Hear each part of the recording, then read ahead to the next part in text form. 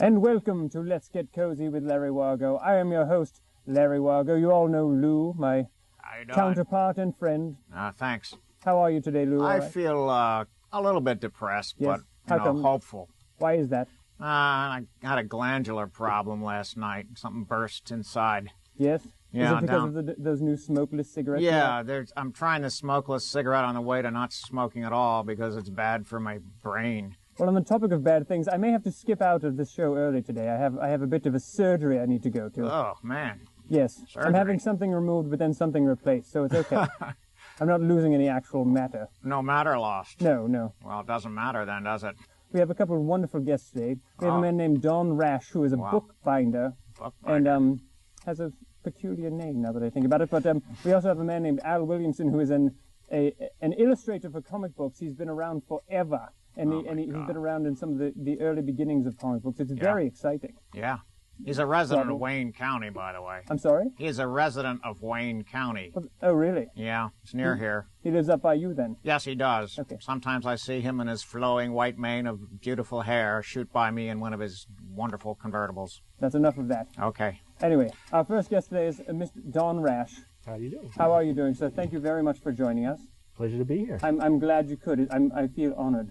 So you are a book binder, correct? Correct. Which means you bind books. That's pretty much the definition, yeah. Now, this is what got you into this craft? Because it seems like a very selective group of people that would be doing this. There's not millions of bookbinders, I wouldn't think. No. There's not too many of us around. But are you excited about that? Well, it has its pluses and minuses. Yes. Yeah. Well, what's got you interested in it? I was always into books. Yes. I just loved books, grew up reading a lot. And so you're literate then? Vaguely. Okay, yeah. All right. And I got interested in printing, and then from the printing got interested in bookbinding, and then got a job as a bookbinder. You did? Yes. I would imagine it's hard to come across just any job as a bookbinder. A friend of mine called me up. He said, I saw an ad in the Philadelphia paper, Haverford College wants a bindery assistant. I was like, cool. So excellent. I applied, and the assistant's job was only part-time, so I had to take the bookbinder's position. Yes. And I didn't know anything. I have a quick question. Did you ever work at Bookbinder's Restaurant? Did you go to school? Did you have any schooling in this, or was it mostly apprenticeship? I studied with two binders who trained in Germany in the 30s, and I worked with them for about 6 years. Foreign people? Foreign people. Wow. Well, do they know more because they're from Germany? Like, is it actually, a craft over there? Yeah, it is. And they were great people to learn from. Yes, I can imagine. Germans always are, Well, anyway. Some Germans, yeah. Get off that topic. But we have some examples, don't we? Let's Yes, see. what can I show you? Wow, that's just beautiful. Oh, here we have some pictures up on the screen already. Now, this is a book. That's King Lear. You did the cover and all the leather and the binding and everything, right? Mm-hmm. That's delicious. Yeah, Thank you. I'd say tasty. Downright tasty. I would devour it. Now, that's all leather, correct? That's all leather. Cut leather and placed and things. Now, this is a large book. We have some more pictures to illustrate the size of it. Oh, here's the inside. Now that's the title page. Now that's an original illustration by Oskar Kakashka. Yeah, it was a limited edition book that was published, I think, in the 40s, 50s. Marvy, I believe. And those are original stone lithographs. That's amazing. Now we have one more of you holding it. Look at the immense size of the book. That looks just like him. Damn it. Thank you. Yeah, that's big. Is that your gigantic studio in the background? Yes, my ex-studio. Ex-studio. Did you have too many parties? I had, no, but I found a better place. Oh, okay. For parties or for a studio? Both. Oh, okay. Well, wonderful. That's never bad. Now we have one more picture, I believe, of, yes, now you did that, that's all That's that's a silver medallion in a copy of Machiavelli's The Prince that I just did last year. Marvelous. And you binded the whole damn book and everything? I think the word's bound, Larry. Didn't bind it.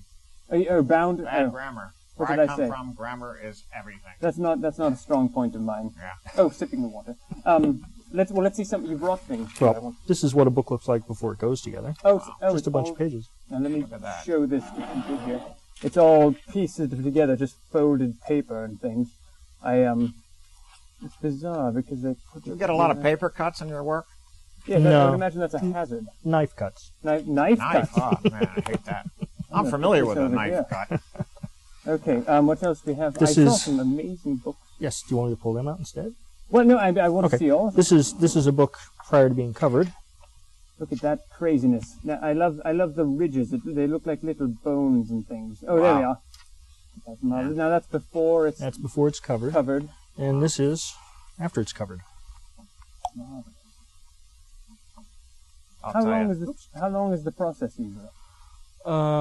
Something like this from scratch, anywhere from 10 to 15 hours. Sweet Jesus! I mean, no, I'm sorry. Is that Greenwich Mean Time? I'm sorry? Yes. Greenwich Mean Time, 15 hours? Yeah. Okay. And it can be more. I think King Lear probably took me 30 or 40. So you don't do a lot of mass production, do you? No. Are you, now, in an interesting side note, are you looking for apprenticeships? In case anybody is interested, wants to get into this. I just last year I had a woman who was with me for 2 years, and I'd be open to somebody who was interested. You killed the old one, didn't you? No, actually, she went to a better job. Well, that's good then. And because, well, let's show them some of the fun stuff that you're doing. Bring out the alien book. I love this. It's very frightening. Lou, you'll hate it, I know.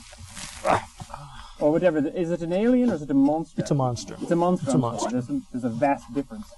Or a vast difference. No. Okay, that's disgusting. Alien equals monster. Look at this crazy thing. Oh, that's beautiful. I love it. You are so talented, man. Well, thank you. And the whole teeth maneuvering thing. Teeth do and you have stuff. a close up? There it is. Look at the eye. Oh. There we go. Oh, sorry. That's all the right. first book I ever thought could make a meal out of me. Look at that It's sucker. a frightening thing. It is That's a book. It's a beautiful. book of ghost stories, isn't Yeah. it? Horror stories. Horror. Yes. Horror stories. I'm Horror sorry. story. Wow. And the horrific little horns on top. I'd love that. See, now this is what the children are missing. If they want to get into this is what they get to do. Down the road. Now, are you afraid with the whole computer, this whole modern revolution with the computer? Are you afraid of losing books forever? No. No. Now, why is really that? not. Are you going to fight them?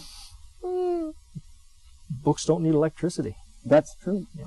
Yeah. And, That's I mean, you can always read a book. You don't need anything in between. You don't think we're going to lose the art of bookmaking? I don't think so. I was thinking about it, and when melamine came along, the potters didn't all go out of business. They just did different stuff.